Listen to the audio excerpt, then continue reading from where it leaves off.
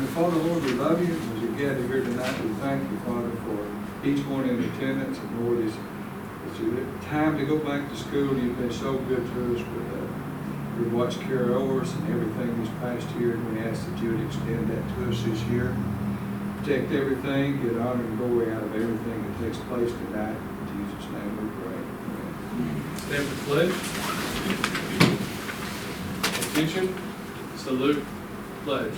I pledge allegiance to the flag of the United States of America and to the republic for which it stands, one nation, under God, indivisible, with liberty and justice for all.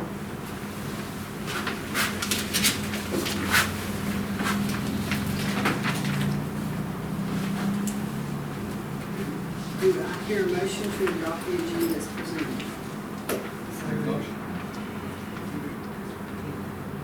Do I hear a second? Second. Mr. Shawnee, in second. All in favor? All right, do I hear a motion to approve the minutes from the regular scheduled meeting of June 26, 2023? I hear a motion. Any motion? Do I hear a second? Second. Johnny, second. All in favor? All right, next is our superintendent's report. Thank you, Ms. Bradford. Before we jump into Character Strong, I just want to give a big shout out to our finance department. Last week, this came in the mail that our finance department has been awarded for this distinction of excellent financial reporting for the fiscal year ending June 30th, 2022. I know Paula Stallings, who was with us, was a big part of that, but she also did an amazing job training Lauren Grisham. So we know that we will receive this same award next year because of the great job that Lauren is doing this far. So shout out to our finance department. I want to give a big shout out to the mobile pantry food distribution and all the stakeholders that were involved in that. That took place while I was out of town on vacation. Lots of community volunteers showing up, distributing food boxes that took place here at Dade County High School. Ms. Kristen Barrett is our school contact person with that, and the community liaison, it goes through the Family Connection Agency, Ms. Baker, yes, Mark Baker. And then the Helping Hands and Hunger organization is also part of that. So a shout out to all the volunteers that assisted with that. Quick update on some things happening with our facilities. This is some pictures that were taken last week up at Davis Elementary. The photo on the left, and then the top right photo, that's the playground that's right outside the first, second, and third grade building, what they refer to as the lower playground. And then the bottom right picture, that's the playground that's going down on the bowl. But they should have that up, ready, going by the time school starts. They were working hard. That photo was taken on Thursday. This photo was taken a week or so ago. That is the finished product at Dade County High School. You can see that chair in the center of the floor. They cut some holes in the floor so that they could put volleyball sleeves. So during a state tournament, we can play the volleyball team can play volleyball long ways. But if we're just hosting a regular home event, they can have a varsity and a JV going crossways at the same time. So, but the floor looks good. Cool. I'm sorry. Sorry, and the upstairs portion? I'm update you on that here in just a minute. Sorry. This is an image of the hitting, or what was the hitting facility, now going to be the PE training facility. It was painted, ceiling and lights put in, new ductwork for those diffusers, and they took up the carpet. The rubber floor and the turf to go in is scheduled to arrive early August, as well as the flooring upstairs in the gym. Once the flooring is here, they'll knock out this facility and the upstairs gym at the same time. This photo was taken today. These are the PTAC units that are being installed at Dade Elementary in the 1st, 2nd, and 3rd grade areas. It was an act of Congress to get the PTAC units on site, but they arrived on Thursday, and they've got a team over there. They're scheduled to finish installation in all of these classrooms by this Friday. So they started install today, and Miss Valteria, Miss Melissa has met with the contractor. She and the team was over there working hard early this morning. And last but not least, access control update. The access control projects that were approved last year, Dade County High School is in full implementation. What you see on the right is like what's at our other schools where parents buzz in. The top left photo is that black piece in the center of that door mullion. That's where staff members, they swipe their fob, and after they swipe their fob, that demagnetizes the magnet, and then they stick the key in and open the door. All other doors have blanks, so you have to have a fob and you have to have a key to get in. And then on the inside of the door, that lower left photo, that is the door prop alarm. So if the door is propped open for 30 seconds, that thing will start screaming. And the only way you can turn it off is with a key. And we do not distribute those keys. The principal has one in the office right this time. The principals are will be the only ones that can turn those door prop alarms off. Now there will be times when we will need to turn them off, like on a Friday night football game when the band's moving equipment out of the band room. They may need to turn their door prop alarm off, but it'll be through some strict procedures so that that's monitored carefully. So that covers the facilities update. That concludes my report. Thank you. All right, next item on the agenda is information items, and the first is department reports. First up, we have Ms. Gabrielle Hastings, who is here to talk about a potential chorus trip.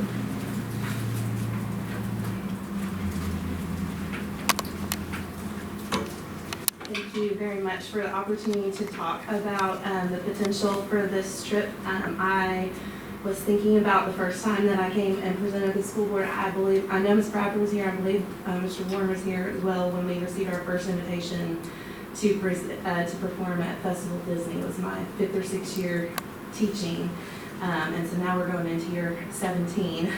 So we have a really great history of being able to take our students to places that help people around the country know how awesome Dade County is and how amazing our students are. And so I wanted to tell you a little bit about this invitation that we got. Our first 5 or 6 years teaching, we didn't really get it. That first invitation was like a huge invitation. But now, really, every week I get an invitation for us to perform somewhere. Last summer, right before school started, I got one for us to go to Portugal. I was like, we're not going to Portugal. But like, people know about our program, our choral program that we have here in Dade County, mainly because of how amazing our students have been in all the different ways that they've been involved in the Georgia Music Educators Association, All-State Chorus, the large group performance evaluation. These companies that offer these invitations, they can access these lists and see what our students have scored, see where we have performed, see how active that we are, and then they check out our program and our presence online and our Facebook page and things like that. So in February, I received an invitation, and it looked like kind of like all the others that I've gotten. It's like, I just don't know, like that just seems like a big trip. I'm not sure that's gonna work.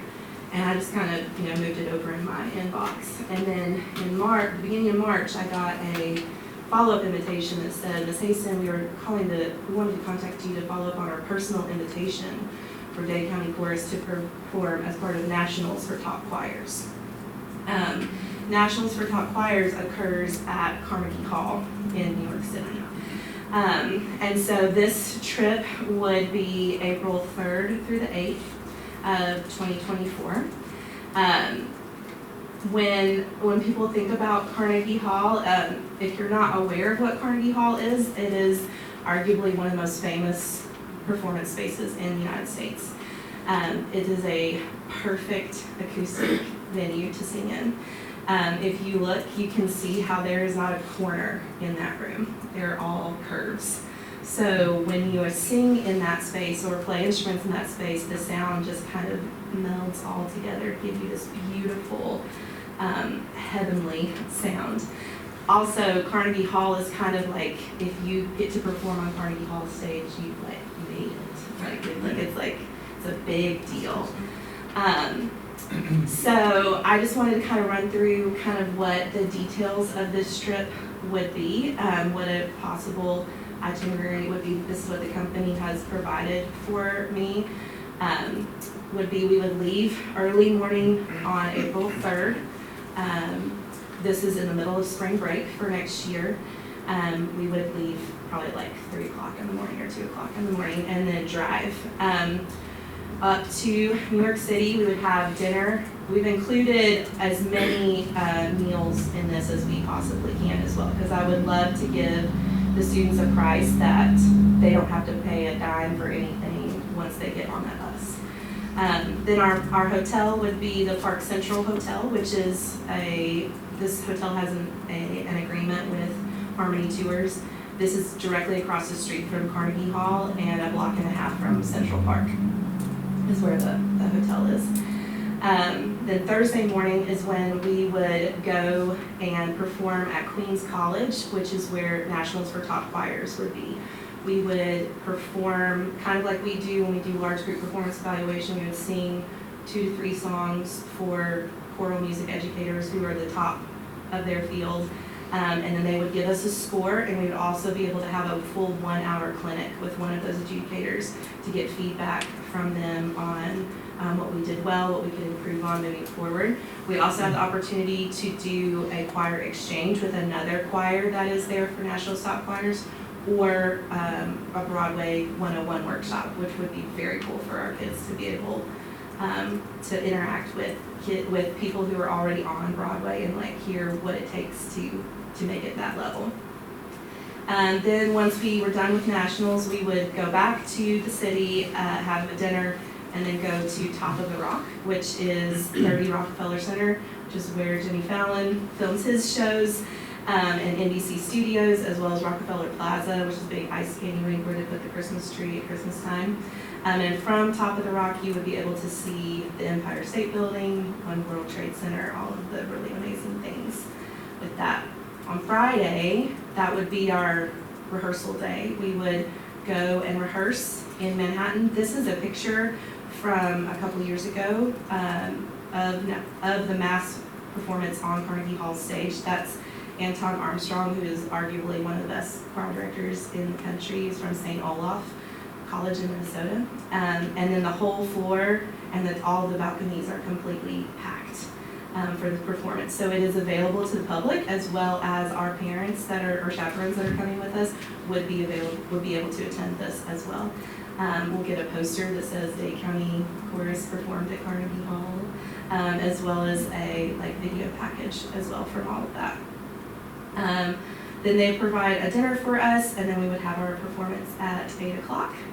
And then our next morning, we would start doing some of the normal New York City things. We would visit the Statue of Liberty, go to Hudson Eats at Brookfield Place, which is kind of like a food court area where they could kind of try a New York City bagel and all kinds of different New York City type food. And then we would visit the 9/11 memorial and view that, as well as attend a Broadway show. So there are 5 particular Broadway shows that they gave me as possibilities. We won't know until the season is released if those will be again, but Wicked, The Lion King, Aladdin, Hamilton, and Les Mis were some of the examples that they gave me of ones that we would do. And then we would return to the hotel and then come back on Sunday the 8th, Sunday the 7th, which will get us getting back early morning of the 8th, Monday the 8th. This is an expensive trip. And so we have a lot of fundraisers planned for the fall, in addition to looking for any kind of community support or donations we have 2 meals on the way up and 2 meals that are on the way back that are not included in the tour company's purview, because once we get to New York City, they kind of take over everything once we get there. And I would love if there was any community members or a church or something like that would sponsor a meal for our students for that. But that is, we're looking for any help that we can have from the community as well, because this is a once in a lifetime opportunity. I personally have not even sung on Carnegie Hall stage.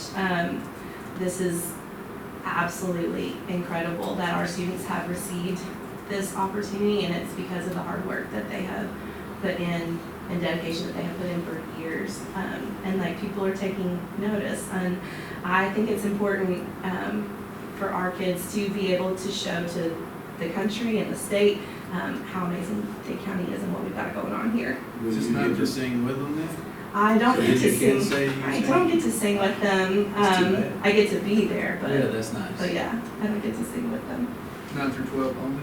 9 through 12 only is the plan. And how many will you take? Typically, we're trying to fill our charter bus. So charter bus is 52, 55 passengers. Typically, when we have taken a trip, we have averaged 25 to 30 students, and then 15 to 20 adults. I've never had a trip yet where I have been asking for chaperones. That our parents are really very supportive of I us. suspect you won't have trouble. No. And is it 15 to 20 because those are the kids that are interested in going, or is it why wouldn't? The 25 to 30 is usually about the number of people that afford. I would fill the whole bus with as many students as would want to go, but sometimes because of how expensive the trip is, that the barrier is always financial. It's not a want that's the barrier. So we try to offer as many fundraisers as possible, and where they get the biggest bang for their buck. Where for example, every year we do our annual T-shirt sponsorship sale, which we get 100% of that profit instead of selling something and then having only split 50% profit with it. Do you have those numbers? Do I have the numbers of how expensive it is? The quad room is $18.99, and so that would be 4 people to a room. And that $18.99 price includes the transportation, the hotel, all of the meals that you saw listed there, in addition to the festival fees and all of those kinds of things too. So just to kind of put in perspective, when we took the Fine Arts Department trip a decade ago, we had band, art, chorus, and drama, Mr. Engel went on that trip with us. It was $980 a decade ago. Per person. And so it's just, as the years have gone, it's just gotten more and more expensive. How many students are typically within your program total that would have the opportunity versus just the 25 that typically? It really just depends on the schedule every single year. So last year we had about 70 kids in the high school program only.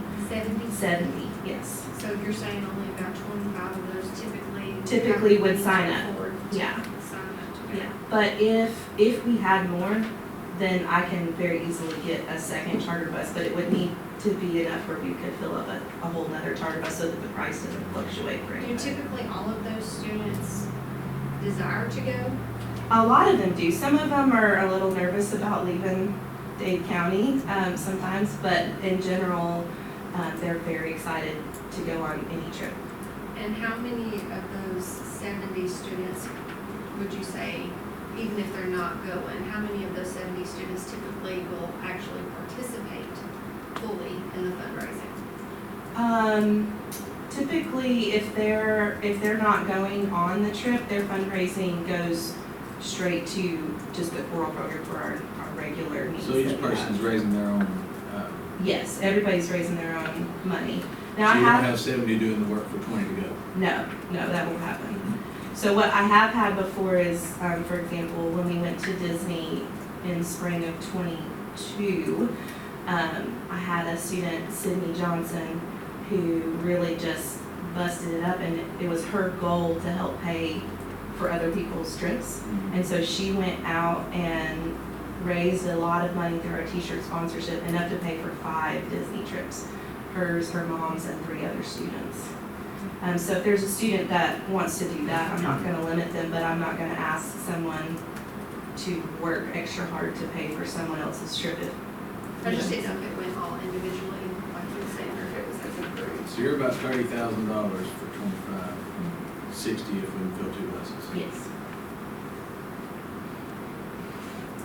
It's great. I mean, it's great stuff. Yeah, We just want everybody to get. Yes, I am not limiting, we don't have any limit from the tour company or from nationals. We can bring as many or as few as we can, is what they said. And so it's okay, I mean, they could all fit into that choir and all of that. You Yes. just tell them how many. We Yeah, don't I have to tell them how many.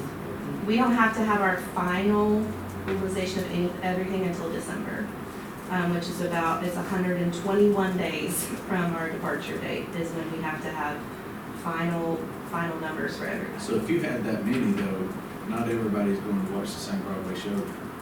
Because getting tickets to that's going to be tough. No, they have blocks that they will put Even us if you all in the take same. Yeah, 50 kids. yeah, Okay. yeah. This company is amazing because they can, during COVID especially, some of the companies started just like canceling trips left and right and not even like refunding some of the money for different people who had trips planned to New York City in particular. And this company has been just like a stalwart like throughout COVID and through everything. I would love to take every single one of them. That would be my absolute goal. It is the only barrier, and I hate money being a barrier for kids. I wish I had all the money in the world to just to be able to give them the opportunity. So that's why we'll be actively seeking any partnerships that we can have in our community, in Trenton, in the greater Chattanooga area to make it possible for as many kids. If you want to go, I want to make sure that door is open to you. And so, is it that you throw the price out and it's automatically, I can't do that?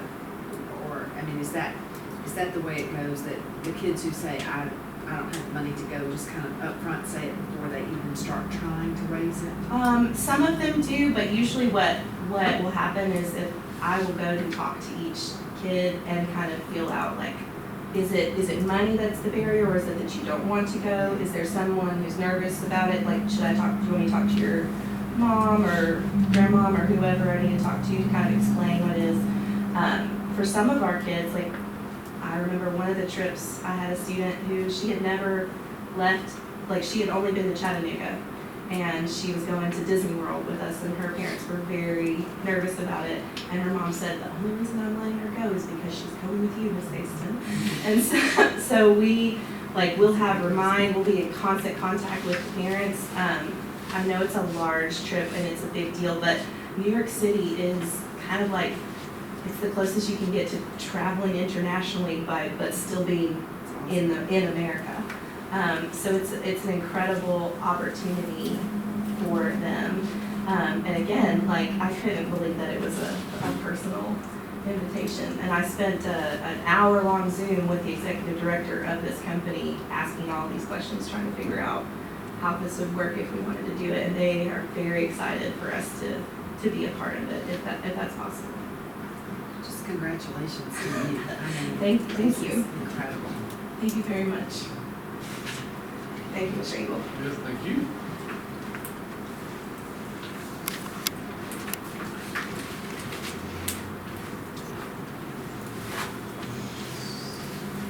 Next, we have federal programs update, and Mr. Jeremy Roy.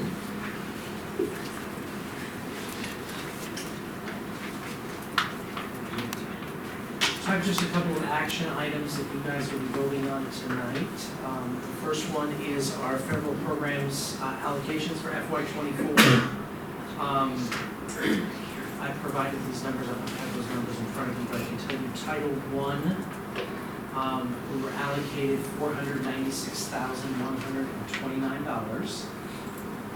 For Title II, for FY '24, we are going to receive $86,783. And then in Title IV, for FY '24, we're going to receive $38,809. This is actually an increase from FY '23. Each program did receive a little bit extra money this year, which is always a good thing with the cost of benefits going up and other things. So that is our allocations for this year. Once that is approved, then I will begin the process, once the DOE gives us approval of budgeting those items. Title I for our 2 elementary schools, Title II is staff development, and then Title IV is a half-time art teacher that we pay for at the 2 elementary schools. So not a lot will change there, but again, anything that we can get always helps pay for salaries in some of these programs at the various schools. Any You said questions? a half-time art teacher that would work both schools? Elementary schools. So then, Yes, yep, just to make sure. yep, Days and Dade, yes. Any questions on that?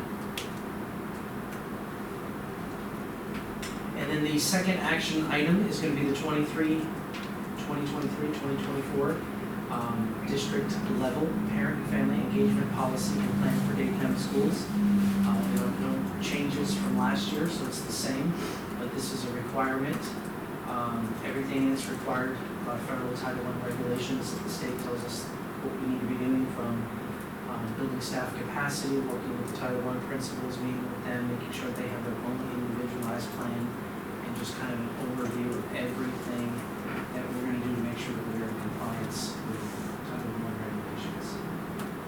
We want our parents to be involved, it's important, and I work with each principal on what that looks like. So that is there as an action item as well. Questions? Thanks.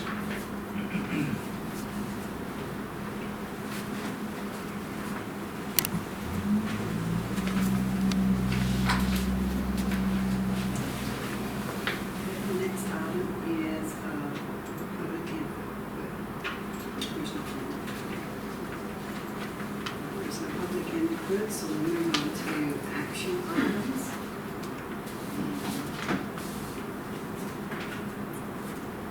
All right.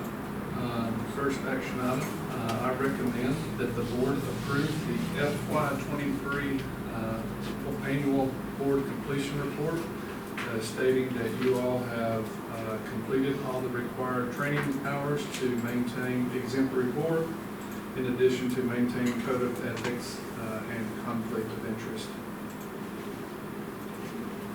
Any questions on that one? Do I hear a motion to approve the FY '23 board annual completion report? Make a motion. Just move first. And second. All in favor?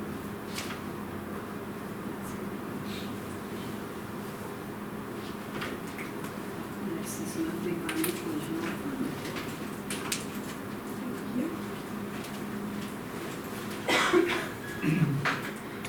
So this month it looks a little bit different, your reports that you all have in front of you. We have completed 100% of fiscal year '23. That does not seem possible, but we have. So even though we've completed the year, our financial books remain open until usually about mid-September, kind of later, just court date. We have until the end of October to close them.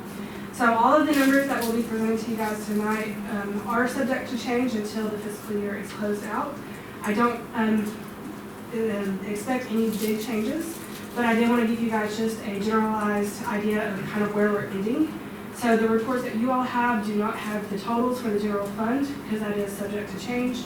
But for our revenue, we're still, the largest majority, over 55%, is our QBE, which is state and local funding. Our expenditures, again, the biggest portion of them, over 71%, is towards instruction. And once we get June 30th, officially, the books closed out, I'll re-report and give you guys the totals and everything for FY23. But all of it is subject to change, so that's why there's no totals on this month's report for the general fund. For Splosh, I don't expect any changes. There may be a few that we've pretty much wrapped up Splosh spending for FY23. So in Splosh 5, our previous month's balance was $1,535,341.69. We earned $192.64 in interest. We have outstanding checks for $34,898.24, leaving us with a balance of Splosh 5 of $1,500,636.09. For Splosh 6, our previous month's balance was $4,278,658.10. We earned $1,060.21 in interest and collected $314,825.94 in sales tax distribution, leaving a balance in Splosh 6 of $4,594,544.25. For our intra-fi account, which is for Splosh 6, our previous month's balance was $501,324.80. We earned $123.61 in interest, leaving a balance of $501,448.41. And you also have a comparison of the monthly collections from FY21 to FY22. We have seen a slight increase in collections for Splosh, and we've also seen an increase from FY22 to FY23. And then the last section you all have is the monthly breakdown for expenditures by location, and also a year-to-date breakdown of expenditures by location.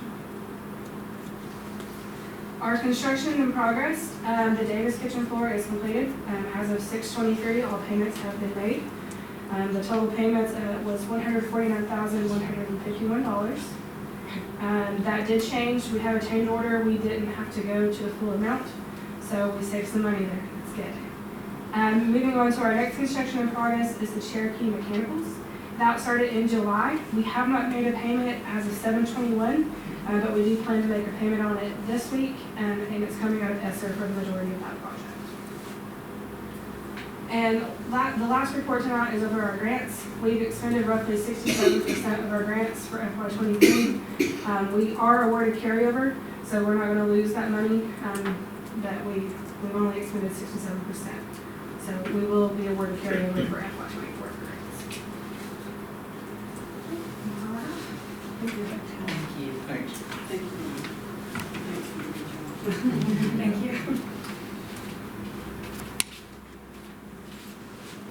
So with that, I recommend the board approve the monthly financials and general fund report as presented.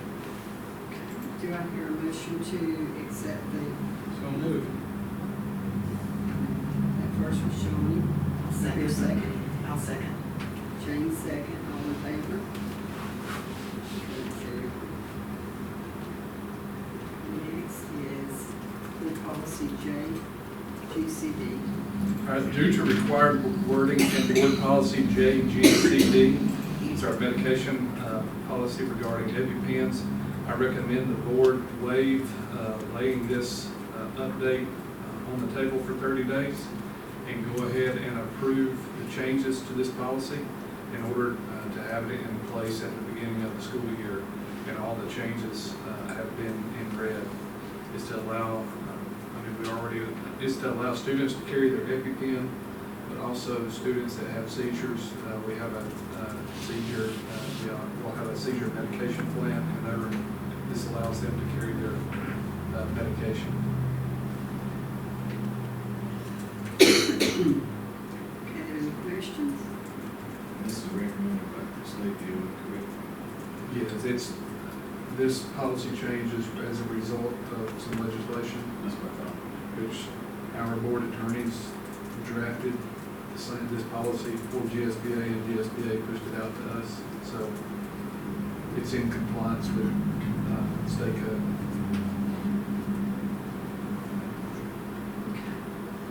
So the motion is to Wait, waive the Lay that on the 30 table. days and approve the policy JQCD. Okay, so do I hear a motion for that? Daniel made the motion first. Do I hear a second? Jennifer second. All in favor? That's everyone.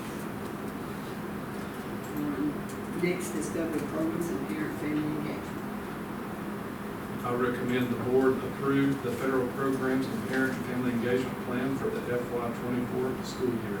This is a continuation that we do every year. Do I hear a motion to approve the federal programs and parent and family engagement? Make a motion. Johnny made the first. Jane made the second. All in favor?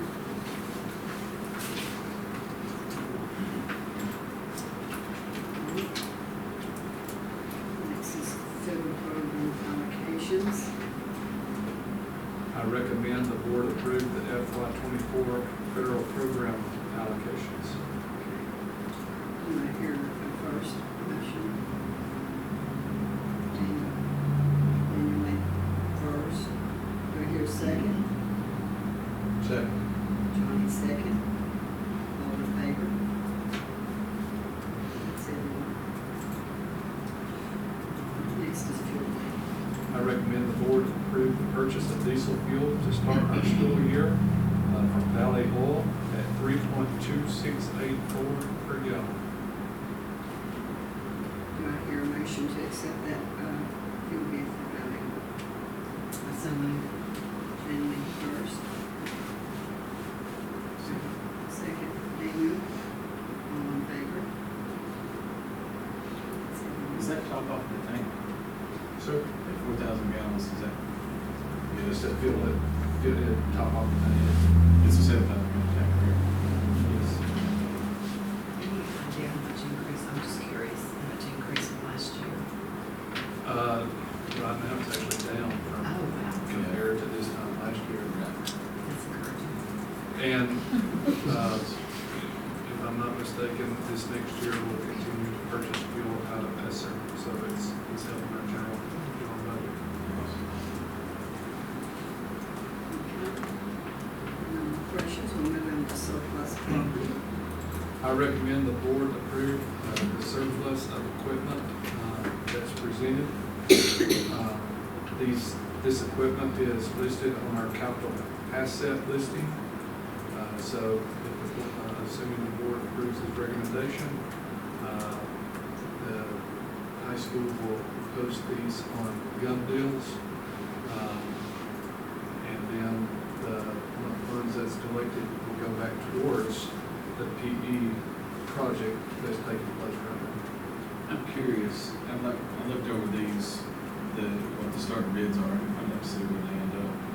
Just out of curiosity, I know we're doing better on gun deals than we were just surplusing straight out. These numbers look real nice, I'm just curious if that's where we end up. Still have one set of dumbbells left after putting this up for surplus. That we, if we do, it will, it's not necessarily that we will have to surplus it. This equipment is what's listed on our capital assets. Okay. Motion to approve the surplus of the regular. Daniel made the motion. Do I hear a second? Second. Johnny made a second. All in favor?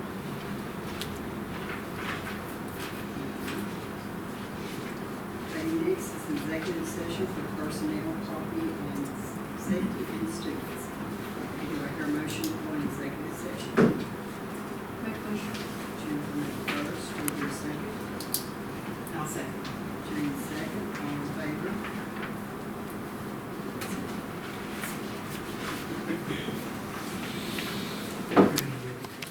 To return from executive Make a session. motion. Okay. Jennifer. Jennifer made the first. All right, do I hear a second? I say, Daniel made the second. All in favor?